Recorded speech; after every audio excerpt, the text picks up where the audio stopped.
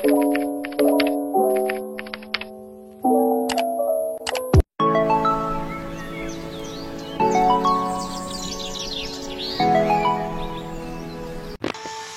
কোর্টের গুরুত্বপূর্ণ নির্দেশের পর সকলেই যখন আমরা অধীর আগ্রহে অপেক্ষা করছি নতুন বিজ্ঞপ্তির জন্য, ঠিক সেই সময়ই এসএসসি বোর্ড, রাজ্য সরকার যৌথভাবে এমন কিছু পদক্ষেপ নিচ্ছে যে পদক্ষেপ কিন্তু আমাদেরকে অনেকটা চিন্তান্বিত করে তুলছে, একই সঙ্গে হতাশাগ্রস্ত করে তুলছে। রাজ্য সরকার এখনও পর্যন্ত, এসএসসি বোর্ড এখনও পর্যন্ত নতুন করে নোটিফিকেশান, নতুন করে নিয়োগের ক্ষেত্রে কোনো রকম পদক্ষেপ তারা গ্রহণ করেনি। আমরা আজকে সেই ব্যাপারটা নিয়ে কথা বলব।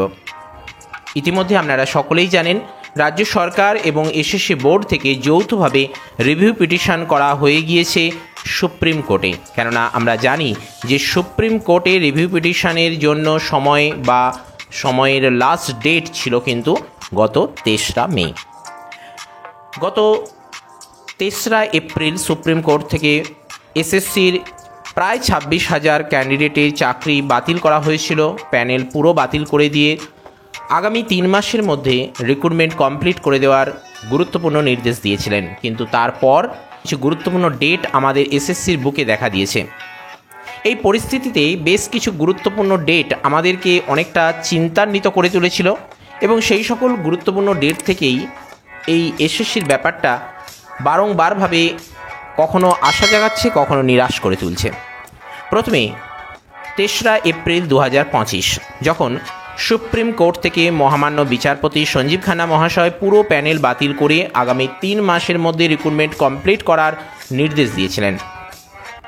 তারপরে 7 এপ্রিল 2025 নেতাজি ইন্ডোর স্টেডিয়ামে চাকরি হারা ক্যান্ডিডেটদেরকে নিয়ে মমতা বন্দ্যোপাধ্যায় বলেন যে আমরা রিভিউ পিটিশন করব, ক্লারিফিকেশন করব এবং বিচারপতির কাছে অনুরোধ জানাবো এই ব্যাপারটা পুনরায় বিবেচনা করে দেখানোর জন্য। তো সেই মোতাবেক 17 এপ্রিল 2025 সেখানে ক্লারিফিকেশনের জন্য রাজ্য সরকারের পক্ষ থেকে, এসএসসি বোর্ডের পক্ষ থেকে, মধ্যশিক্ষা পর্ষদের পক্ষ থেকে উপস্থিত হওয়া হয় এবং সেই সঙ্গে অনুরোধ করা হয় এবং সেই মোতাবেক কিন্তু মহামান্য বিচারপতি, মহামান্য সুপ্রিম কোর্ট 3 মাসের পরিবর্তে ডিসেম্বর মাস পর্যন্ত সময় বাড়িয়ে দেন। কিন্তু তারপরেও নতুন নোটিফিকেশান আসেনি।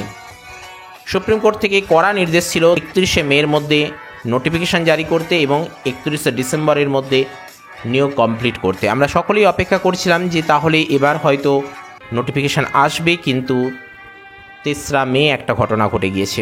রাজ্য সরকার এবং এসএসসি বোর্ডের যৌথভাবে কিন্তু সুপ্রিম কোর্টে রিভিউ পিটিশন করা হয়েছে। তাহলে এখন তার ফলাফল কী হতে পারে? আগামী 8 মে 2025 সব ঠিকঠাক থাকলে কিন্তু ওই দিন হিয়ারিং রয়েছে রিভিউ পিটিশনের।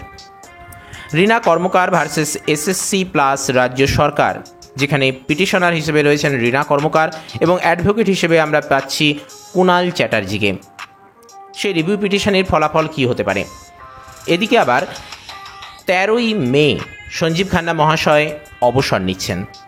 এরকম একটা সিচুয়েশানে দাঁড়িয়ে যেখানে সঞ্জীব খান্না মহাশয় এই রায় দিয়েছেন, তার কাছেই আবারও রিভিউ পিটিশন নিয়ে যাওয়া হবে। কেননা রিভিউ পিটিশনের নিয়মটাই সেরকম, যে বিচারপতি রায় দেবেন সেই বিচারপতির এজলাসে, সেই বিচারপতির বেঞ্চেই কিন্তু, সেই বিচারপতির আন্ডারেই কিন্তু রিভিউ পিটিশন করতে হবে এবং তার জন্য সময় থাকে 1 মাস। সে কারণে সময়ের যে লাস্ট ডেট 3রা মে, সেই ডেটের মধ্যেই কিন্তু একদম শেষ ডেটেই রিভিউ পিটিশন করা হয়েছে। এদিকে আবার 8 মে হিয়ারিং রাখা হয়েছে, আবার 13 মে সঞ্জীব খান্না মহাশয় অবসর নিচ্ছেন। তার আগে তাহলে কি হবে? যে কারণে আগামী 8 মে কিন্তু খুবই গুরুত্বপূর্ণ এসএসসির ব্যাপারে। এসএসসি পরীক্ষা আদৌ হবে নাকি হবে না, নতুনরা অংশগ্রহণ করতে পারবেন নাকি পুরনোদেরকে নিয়েই হবে। অনেকে বলছেন যে কেসটা হয়েছিল 2016 ক্যান্ডিডেটদেরকে নিয়ে, নতুনদেরকে নিয়ে নয়। সেক্ষেত্রে বলবো অনেকে কিন্তু কেস করেন, তাহলে কি সেই কেসের যে ফাইনাল আউটকাম আসে তাহলে কি কেবল তাদের মধ্যেই বর্তায়? তা কিন্তু নয়, টোটাল ক্যান্ডিডেটদের ওপরেই কিন্তু বর্তায়। আপনি একটা প্রশ্নের ভুল বলে প্রমাণিত করলেন যে এই প্রশ্নটা ভুল এসেছে, তাহলে সেই প্রশ্নের জন্য যে নাম্বার কমিশন আপনাকে দেবে সেটা কি শুধু আপনাকে দেবে? দেবে না, টোটাল ক্যান্ডিডেটকেই দেবে। সেই মোতাবেক এখানেও কিন্তু নতুন ক্যান্ডিডেটদেরকে অংশগ্রহণ করার একটা প্রবল সম্ভাবনা রয়েছে। আমাদের কাছে সবথেকে গুরুত্বপূর্ণ বিষয় হলো নতুন নোটিফিকেশান আসা নিয়ে, কেননা এখনও পর্যন্ত কিন্তু রাজ্য সরকার, এসএসসি বোর্ড কেউই নতুন নোটিফিকেশানের মধ্যে বা নতুন নোটিফিকেশান ব্যাপারে কিছুই বলছে না। এ যাবৎ কিছু আপডেটও আবার কিছু প্রকাশিত হয়েছে। এখানে বলা হচ্ছে সময় চাইবে এসএসসি এই রিভিউ পিটিশনে, সুপ্রিম নির্দেশ মেনে নিয়োগের বিজ্ঞপ্তি দিতে নাকাল। কি বলা হচ্ছে একটু ডিটেলস পড়ে নেওয়ার চেষ্টা করব, তাহলে আশা করি আপনাদের কাছে বিষয়টা ক্লিয়ার হয়ে যাবে। তারপরে আমরা আমাদের টপিক নিয়ে আলোচনা করব। আমরা প্রিপারেশনের একটা টপিক আপনাদের জন্য নিয়ে এসেছি, সেটা আপনাদের সামনে উপস্থাপন করব। প্রায় 26,000 শিক্ষক ও শিক্ষাকর্মীর ভবিষ্যৎ এখনও অনিশ্চয়তার অন্ধকারেই। তাদের চাকরি বাতিল রায়ের ওপর রাজ্য সরকার ও এসএসসি ইতিমধ্যেই সুপ্রিম কোর্টে আর্জি জানিয়েছে। আগামী বৃহস্পতিবার সর্বোচ্চ আদালতে তার শুনানির সম্ভাবনা রয়েছে। তাই নিয়ে সরকার ও এসএসসি তো বটেই, চরম কৌতূহল রয়েছে চাকরিহারাদের মধ্যেও। এরই মধ্যে সর্বোচ্চ আদালতের নির্দেশ মতো নতুন নিয়োগের বিজ্ঞপ্তি প্রকাশ নিয়েও নবান্ন ও এসএসসিতে তৎপরতার পাল্লা দিয়ে চরমে উঠছে। 31শে মের মধ্যে নতুন নিয়োগের বিজ্ঞপ্তি প্রকাশ করতে নির্দেশ দিয়েছে সুপ্রিম কোর্ট। শুধু তাই নয়, নতুন এই নিয়োগ প্রক্রিয়া সরকার ও এসএসসি শেষ করতে হবে আগামী 31শে ডিসেম্বরের মধ্যে। নতুন নিয়োগে সুপ্রিম কোর্টের এই নির্দেশই এখন চরম ভোগান্তির কারণ হয়ে দাঁড়িয়েছে সরকার সহ সংশ্লিষ্ট মহলের বলে সোমবার নবান্ন সূত্রে খবর। এই চরম ভোগান্তি ব্যাপারটা অ্যাকচুয়াল কী সেটা আমাদের কাছে পরিষ্কার নয়, কেননা এখানে সময়টা কিন্তু অনেকটাই দীর্ঘ দেওয়া হয়েছে। তাহলে চরম ভোগান্তির ব্যাপারটা আসছে কেন? সুপ্রিম কোর্টের এই রায়কে মেনে নিয়ে রাজ্য সরকার তো 3 মাসে পারবে না বলে আরও সময় চেয়েছিল, তারপরেও তাদের সময় দেওয়া হয়েছে। তারপরেও এই চরম ভোগান্তির ব্যাপারটা আসছে কেন সেটা কিন্তু আমাদের কাছে পরিষ্কার নয়। যাই হোক, তারপরে কি বলা হয়েছে দেখে নেব। নতুন নিয়োগের এই বিজ্ঞপ্তি প্রকাশ ও নিয়োগ প্রক্রিয়া শেষ করার ব্যাপারে সর্বোচ্চ আদালত যে সময়সীমা নির্দিষ্ট করেছে তা নিয়ে আগেই সংশয় প্রকাশ করেছিল এসএসসি চেয়ারম্যান সিদ্ধার্থ মজুমদার। যদিও মুখ্যমন্ত্রী মমতা বন্দ্যোপাধ্যায় চেয়ারম্যানের সংশয় নিয়ে তখন একমত হতে পারেননি। এসএসসি সূত্রের খবর, নতুন নিয়োগের বিজ্ঞপ্তি প্রকাশ নিয়ে খুব একটা এগোতে পারেনি উচ্চপদস্থ কর্তারা। 31শে মের মধ্যে সরকারি বিজ্ঞপ্তি প্রকাশ কিছুতেই সম্ভব নয় বলেই আশঙ্কা করছেন শীর্ষ কর্তাদের কেউ কেউ। তবু মুখ্যমন্ত্রীর নির্দেশ এখনও এই নিয়ে প্রাণপণ চেষ্টা দিয়ে যাচ্ছেন চেয়ারম্যান সহ এসএসসির কর্তা ব্যক্তিদের একাংশ। এ ব্যাপারে তাদের ভরসা যোগাচ্ছেন শিক্ষামন্ত্রী ব্রাত্য বসু বলেই খবর। জানা গিয়েছে, তবু বিজ্ঞপ্তি প্রকাশ নিয়ে সরকার এসএসসির সব চেষ্টা ব্যর্থ হলে এই নিয়ে নতুন করে সুপ্রিম কোর্টের আর্জি জানানোর পথ খোলা রাখা হচ্ছে। সেক্ষেত্রে নতুন নিয়োগের বিজ্ঞপ্তি প্রকাশ ও নিয়োগ প্রক্রিয়ার সময়সীমা আরও বাড়ানোর আর্জি নিয়ে সুপ্রিম কোর্টে আপিল করবে সরকার ও এসএসসি। অবশ্যই তার আগে এ বিষয়ে মুখ্যমন্ত্রীর সঙ্গে কথা বলেই পদক্ষেপ করা হবে।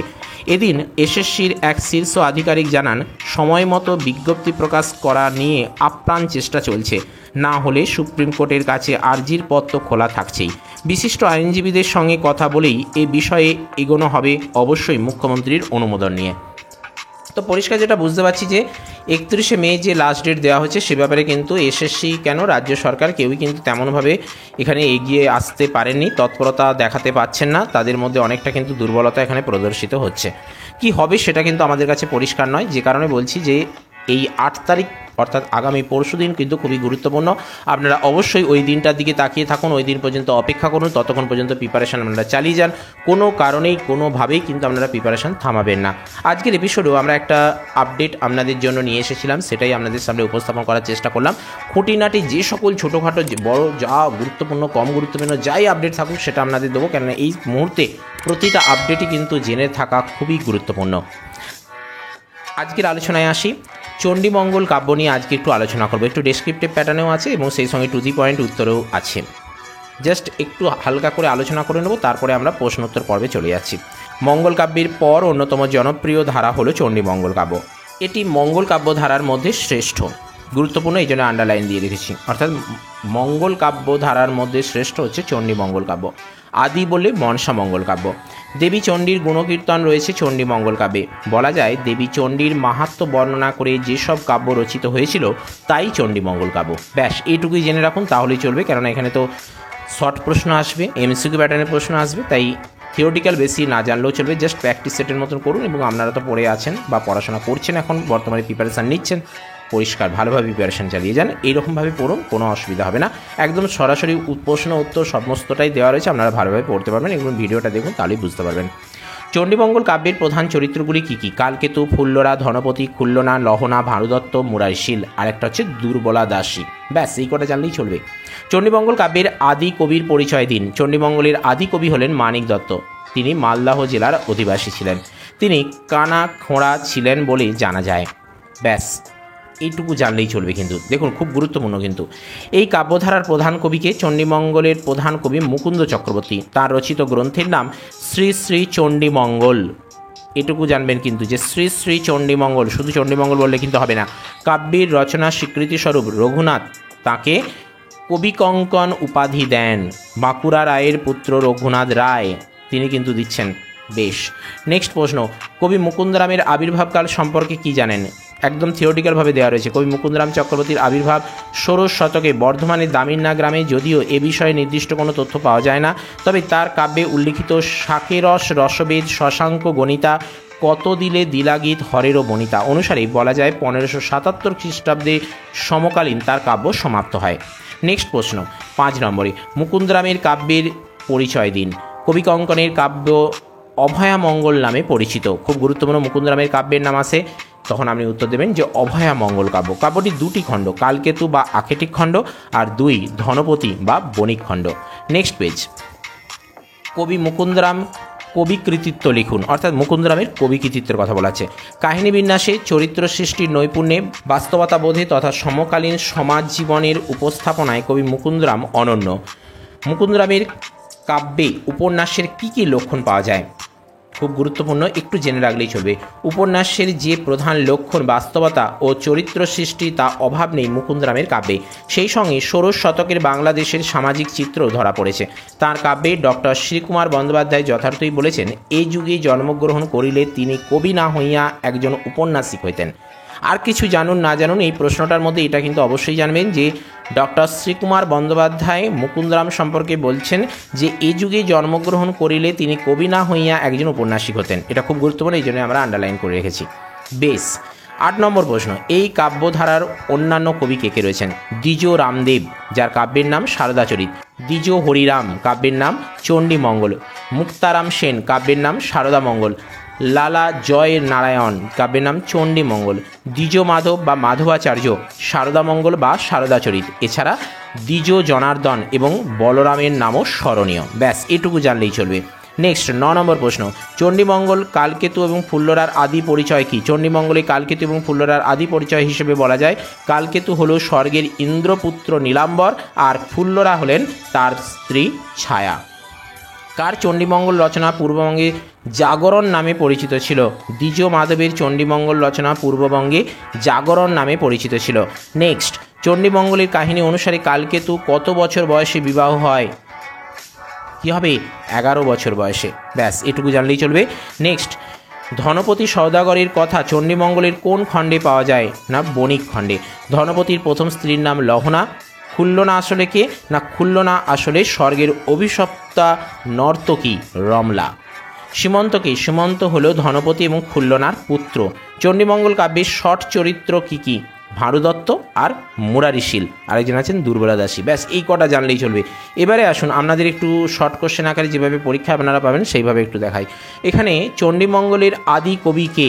অপশান রয়েছে কানাহরি দত্ত, ষষ্ঠীবর দত্ত, মানিক দত্ত, মুকুন্দরাম চক্রবর্তী। এখানে আদি কবি আমরা জানি মানিক দত্ত। তার কাব্যের নাম কি জানতে হবে। ধর্মকর্ম লোকে সবে এই মাত্র জানে, মঙ্গল চণ্ডীর গীত করে জাগরণে। পংক্তি দুটি যে কবির রচনা? বৃন্দাবন দাস। মানিক দত্তের আমি করিয়ে বিনয়, যাহা হইতে হইল গীত পথ পরিচয়, মুক্তারাম সেন। এগুলো একটু জেনে রাখতে হবে, তাহলেই চলবে। মানিক দত্ত যেখানে জন্মগ্রহণ করেন, কোথায়? মালদহ, অর্থাৎ মালদহের ফুলবাড়ি বলবেন, তাহলেই হবে। চণ্ডীমঙ্গল কাব্যে যে কবি ভানুদত্তকে শৈব রূপে অঙ্কন করেছেন, কে? মানিক দত্ত। এইভাবে এখানে পরপর দেওয়া রয়েছে, একটু ভালোভাবে দেখে নিন, কোনো রকম অসুবিধা হবে না। আপনারা যেভাবে দেখছেন এইভাবেই আপনারা পড়বেন, কোনো রকম অসুবিধা নেই। আমি পিডিএফ কিন্তু টেলিগ্রাম গ্রুপে অ্যাভেলেবেল করে দেবো নির্দিষ্ট সময়ের মধ্যেই। আপনারা ডেসক্রিপশন বক্সে লিঙ্কে দেওয়া ক্লিক করে আপনারা সেখানে জয়েন হয়ে যান, অতি শীঘ্রই সেখানে কিন্তু আপনারা এগুলো পেয়ে যাবেন। সপ্তদশ শতকে চণ্ডীমঙ্গল কাব্যধারার কবি কে? দ্বিজ রামদেব। নেক্সট, যে কবি শারদামঙ্গল কাব্যে চণ্ডীমঙ্গল কাব্য রচনা করেছেন, কি হবে? ক এবং খ নির্ভুল, অর্থাৎ মুক্তারাম সেন এবং দ্বিজরাম। বাসুলি মঙ্গল নামে যিনি চণ্ডীমঙ্গল কাব্য রচনা করেন কে? মুকুন্দ মিশ্র। এইভাবে পরপর এখানে গুরুত্বপূর্ণ প্রশ্ন দেওয়া রয়েছে। যেমন 19 নম্বর প্রশ্ন রয়েছে, মুকুন্দ চক্রবর্তী রচিত কাব্যের নাম কি? অভয়ামঙ্গল। চণ্ডীমঙ্গল কাব্যে কালকেতু এবং ফুল্লরার পুত্রের নাম কি? পুষ্পকেতু। কালকেতুর পিতার নাম কি? ধর্মকেতু। এইভাবে একটু জেনে রাখবেন। যেমন মুকুন্দ চক্রবর্তীর বাসস্থান দামুন্না যে নদীর তীরে অবস্থিত, কোন নদীর তীরে অবস্থিত হবে? রত্না নদীর তীরে অবস্থিত। অর্থাৎ পরবর্তী পেজে দেখুন 25 নম্বর প্রশ্ন, মুকুন্দ চক্রবর্তীর কৌলিক উপাধি কি? মিশ্র। মুকুন্দ চক্রবর্তীর পিতার নাম কি? হৃদয় মিশ্র। মুকুন্দ মিশ্র যে উপাধি ধারণ করেছিলেন? গুণরাজ মিশ্র। এগুলো একটু জানতে হবে। যেমন দেখুন এখানে বলা হয়েছে 31 নম্বরে, মুকুন্দ চক্রবর্তী যাঁর পৃষ্ঠপোষকতায় অভয়মঙ্গল কাব্য রচনা করেন? রঘুনাথ রায়ের পৃষ্ঠপোষকতায়। মুকুন্দ চক্রবর্তী যে সময় জন্মগ্রহণ করেন? 1560 খ্রিস্টাব্দে। যত খ্রিস্টাব্দে অভয়মঙ্গল কাব্য রচনা শেষ হয়েছিল? 1612। এগুলো একটু জেনে রাখবেন, তাহলেই চলবে। সতীর দেহত্যাগে রুষ্ট শিবের নির্দেশে যে দক্ষযজ্ঞ ভঙ্গ করেন কে? বীরভদ্র। আবার এখানে রয়েছে 36 নম্বরে, যার নির্দেশে বিশ্বকর্মা কলিঙ্গনগর নির্মাণ করেন? পার্বতীর নির্দেশে। আবার যার উপদেশে বিশ্বকর্মা কলিঙ্গনগর নির্মাণ করেন? এখানে দেখুন পরপর এখানে দেওয়া রয়েছে, পরিষ্কারভাবে একদম উত্তর করে দিয়েছি এবং সেই সঙ্গে যেগুলো জেনে রাখা দরকার সেগুলোও কিন্তু ব্র্যাকেটে বা পাশে আমরা লেডে লিখে দেওয়ার চেষ্টা করেছি। যেমন কালকেতু ফুল্লরার বিবাহের ঘটক কে ছিলেন? সোমাই পণ্ডিত। আর বেহুলা লক্ষিন্দর অর্থাৎ মনসামঙ্গলে বেহুলা লক্ষিন্দরের বিবাহের ঘটক কে ছিলেন? জয়দেব। ফুল্লরা 12 মাসা যে মাসের বর্ণনা দিয়ে শুরু হয়েছে? বৈশাখ মাসের। আবার এদিকে দেখুন ধনপতি ও খুল্লনার বিবাহের ঘটক কে ছিলেন? জনার্দন পণ্ডিত। ব্যাস এই তিনটে জানলেই চলবে। যদি এই ঘটকের ব্যাপার থেকে প্রশ্ন আসে তাহলে এর মধ্যে থেকে আপনি পেয়ে যাবেন, কোনো অসুবিধে নেই, একদম সাজেশন ভিত্তিক বলে দিলাম। চণ্ডী কালকেতুকে যত ঘরা ধান দান করেছিলেন? 7 ঘরা। চণ্ডী কালকেতুকে যে বারে তার পূজা করার পরামর্শ দেন? মঙ্গলবারে। বিভিন্ন পবিত্রমূলক যে সকল কাজগুলো আছে না, সেগুলো একটু মঙ্গলবারের দিকে উত্তর দেওয়ার চেষ্টা করবেন, কেননা এখানে নেগেটিভ মার্কস তো নেই, তাই কোনো অসুবিধা নেই। কালকেতু কত টাকার বিনিময়ে দেবী প্রদত্ত অঙ্গুরীয় বিক্রয় করে? 7 কোটি। দেখুন কতটা বেশি মূল্য, 7 কোটি। এখনকার দিনেই কত বেশি। সুর শাশুড়ি মইল দেওর ভাসুর, পতি মইল রতি সুখ বিধি কইল দূর। এখানে মন্তব্যটি কে করেছে? বরাহ। চারিপুত্র মইল মোর আর দুটি ঝি, মাগু মইল বুড়াকালী জিয়া কাজ কি? মন্তব্যটি কার? সজারু। দুঃখ না ঘুচিল মোর সেবী কল্পতরু। মন্তব্যটি কার? সজারু। এইভাবে পরপর দেখে নেবেন। যেমন 57 নম্বরে রয়েছে, কালকেতু দিল ব্যথা স্বামীরে বধিল এক বাণে। অর্থাৎ কালকেতু তার বাণে বাঘিনীর স্বামীকে হত্যা করেছেন শিকারী, এবং সেই কালকেতুর শিকারের অত্যাচারে বিভিন্ন পশুরা কিন্তু দেবীর কাছে এসে অভিযোগ জানাচ্ছেন কালকেতুর বিরুদ্ধে।